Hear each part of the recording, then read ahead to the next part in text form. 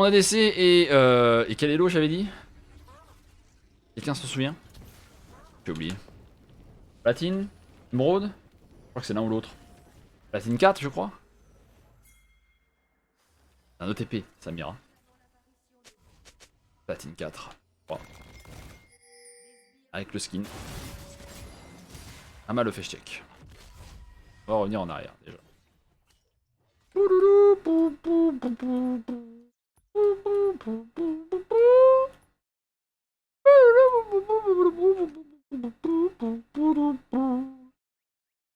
Casser Little Flop. Alors, quand nous jouons à League of Legendas et que nous sommes en platine, nous commençons à comprendre la force des champions niveau 1. Mes chers téléspectateurs qui veulent progresser à la Ligue des légendes, que faiseriez... Enfin, quelle est la puissance de 1 à 10 entre deux mêlées de Leona face à Blitzcrank? Est-ce que Leona est plus fort que Blitzcrank? Ou est-ce que Leona est moins fort que Blitzcrank? Niveau 1. Très important. Très très important.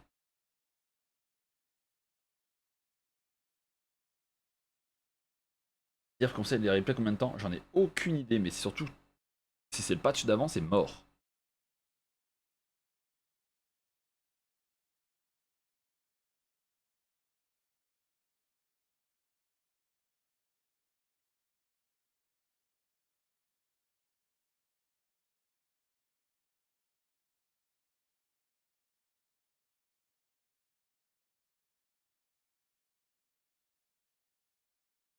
Plus forte que le droïde.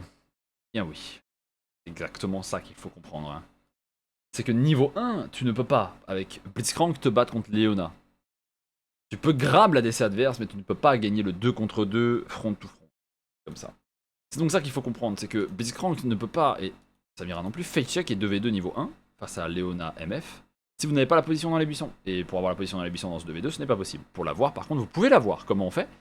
Ah, il faut réfléchir. Et oui, il fallait demander à sa team de venir jusque-là. Mais ça, on n'est pas à le niveau où tu vas demander à ta team de faire ça parce que vous savez pas pourquoi vous le ferez. Mais en effet, quand vous êtes niveau 1, vous respectez et vous sucez. Absolument.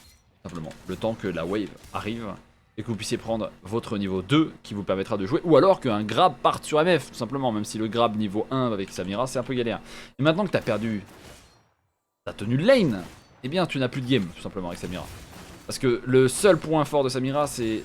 Enfin, la grande faiblesse, si on préfère. La grande faiblesse de Samira, c'est d'attendre le niveau 3.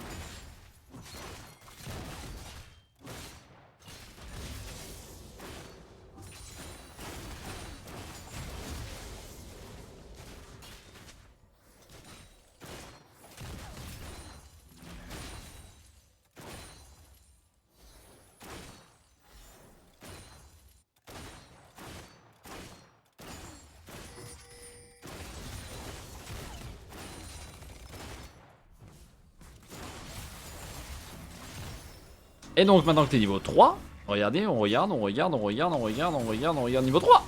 Allez, c'est parti, on peut se battre. Ah, résultat. 100% de CHP. Presque 100%. Presque 100%. 2 potions sur Leona, 0 potions sur Blitzcrank, 0 potions sur Samira, 50% de CHP, 25% de CHP.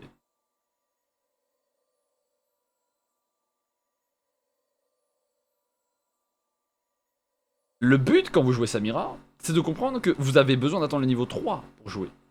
Et vous devez subir ce niveau 3. Niveau 2, vous pouvez jouer dans certains match-ups, ça dépend aussi du match-up support, nanana. Mais en général, quand vous jouez Samira, c'est au niveau 3 que vous voulez jouer.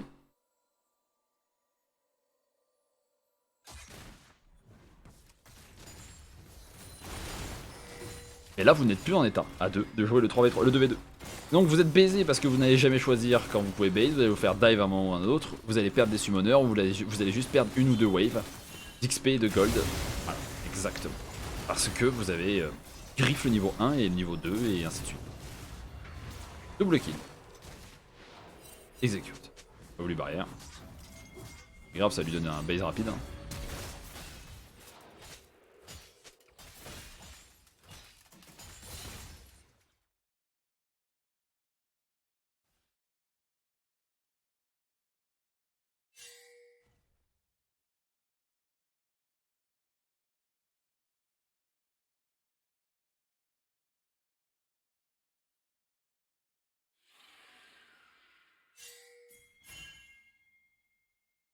Voilà.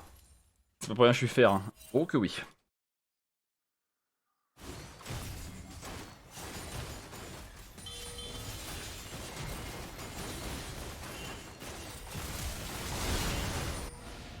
Le problème de Samira, c'est que... Putain, le golem. J'ai même pas pris l'aggro de la tour, c'est marrant. Le problème de Samira, c'est que quand t'arrives dans ce stade où tu es derrière, énormément, ta game est quasiment unplayable, sauf Mira, quoi.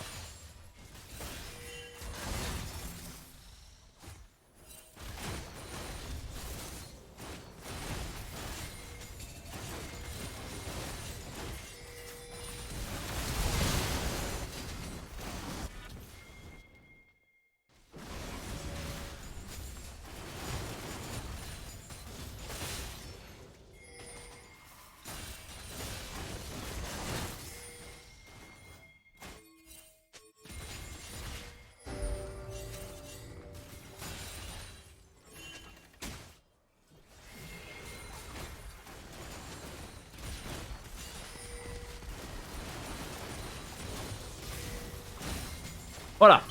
Bonjour Jojo, comment ça va? Maintenant avec Samira, quand vous êtes derrière, on peut passer à la phase de lane, hein, parce que la phase de lane elle est finie, vous êtes baisé, c'est la vie, vous devez subir, derrière, nanana. Maintenant on arrive en teamfight. Enfin on n'arrive pas en teamfight, on arrive en... Si, on arrive en escarmouche teamfight. C'est plutôt les escarmouches d'abord. Parce que les teamfights c'est quand on est vraiment 4 contre 4, 5 contre 5. Et que tu commences à avoir un item, voilà. T'as percepteur et les bots, tu préfères prendre la BF face à une composition qui a un peu d'AP, je peux comprendre. C'est pas forcément le Panthéon qui est menaçant. Maintenant ton but ça va être d'être opportuniste. L'opportunisme c'est quelque chose qui est très facile à jouer sur League of Legends. Mais ça demande une chose, c'est de ne pas être impatient, c'est tout. Les deux sont importants à comprendre. C'est-à-dire que tu ne veux pas te jeter dans la mêlée au premier réflexe. Là ce teamfight c'est l'exemple parfait de l'opportunisme. C'est t'as été focus en premier, tu as reculé, tu as juste attendu de pouvoir récupérer gratuitement les kills. Ce qui fait que tu reviens dans la game et que tu es en 3-3 dorénavant, même si t'as pas eu tous les kills. T'as pu récupérer pas mal de gold sur cette action. Merci Honda pour le seul.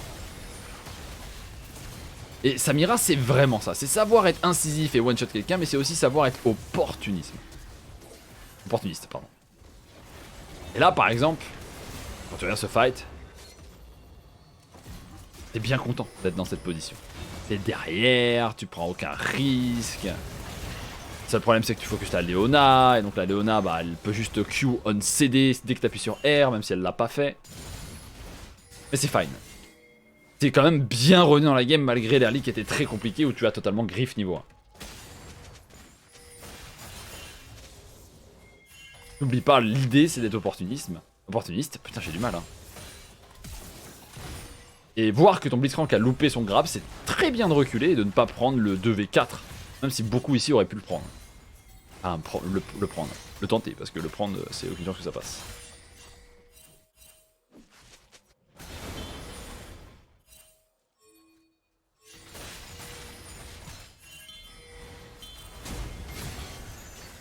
Opportuniste, j'avais dit. Et là, t'es pas opportuniste. Et c'est exactement la différence entre le teamfight d'avant et ce teamfight là. Là, t'es là pour aider ta team. Qu'est-ce que tu vas venir? Alors, l'opportunisme ici, ce serait d'attendre, rester attentif, de voir si quelqu'un vient te faire check, si quelqu'un vient... Parce que là, je vois pas comment dans cette situation avec cette war, tu te dis, bah en vrai, je vais affronter ces deux-là, plus celui-là, tu vois. Avec Samira face à Panthéon qui peut juste presse W au moment où t'appuies sur R, tu vois. Et c'est ça la différence. C'est cet opportunisme. Et donc là, tu te fais courir dessus, tu vas crever. Tu vois? Si simple de comprendre ça. Aider les teammates, c'est pas ton rôle. Toi, ton rôle, c'est juste de récupérer les kills. Alors, tu peux aider un teammate si ça ne te coûte rien, mais là, ça t'a coûté la vie.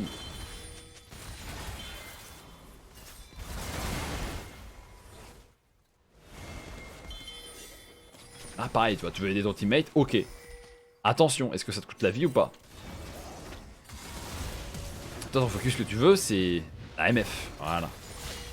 Malheureusement, avec ton taux de dégâts actuellement, ça passe quand même. Mais ça reste très compliqué. Ils vont faire le nage de l'autre côté.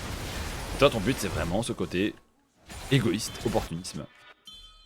Et AFK aussi.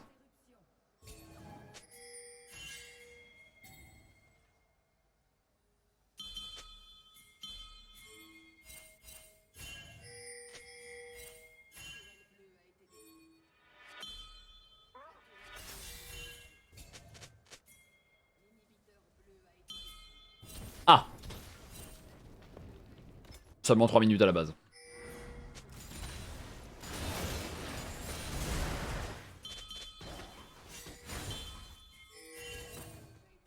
Ah, la patience, hein, j'avais dit la patience, c'est ça, l'opportunisme, la patience. Il a bien été patient là. Ce fight très difficilement jouable en 4 contre 5 en étant derrière. Opportunisme, rester derrière, voir s'il y a quelque chose à faire. Rentrer dans le fight au bon moment. Tu as vu que Léona était partie, malheureusement t'as pas réussi à faire de dégâts sur la Sylvana assez pour gagner. Et la Léona peut te 1v1 parce que c'est un champion très équilibré. Et c'est quand même un fight gagné, hein. C'est ça qui est bien.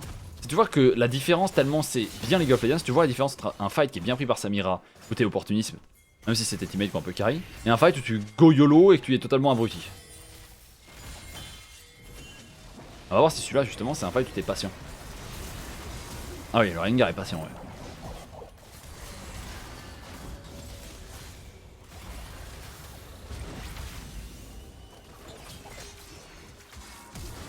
Ouais.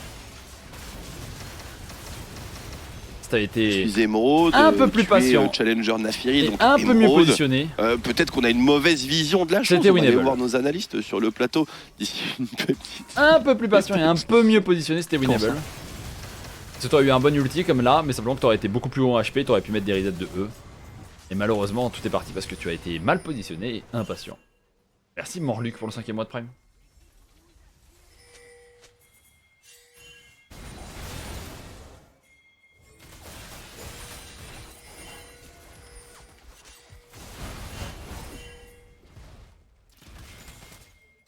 Pourquoi le CD du R de Samira? En fait, elle a pas de CD sur son R. Il y a un 5 secondes, mais c'est juste pour éviter que ce soit un peu.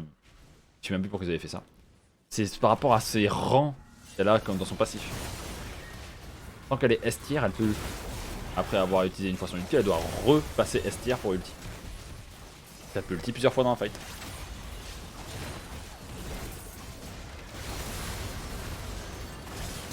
Non, ça s'arrêtait là. Vraiment, l'opportunisme, c'est le mot pour Samira, et c'est aussi ne pas griffer la game, ça c'est un autre mot, mais c'est plus méchant. Ne pas être un colossal mange-merde, si on veut le dire.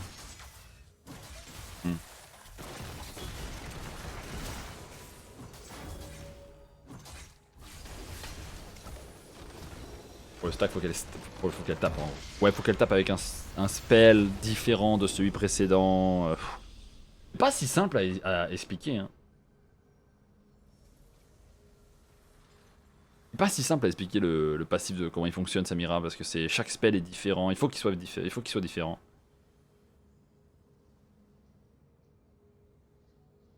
Sinon par exemple l'auto et le Q ça te donne un stack et un stack. Le Q en melee range ça te donne un stack. Le Q en range ça te donne un autre stack. Mais si tu Q 2 fois en range ça te donnera pas un autre stack. C'est ça qu'il faut comprendre.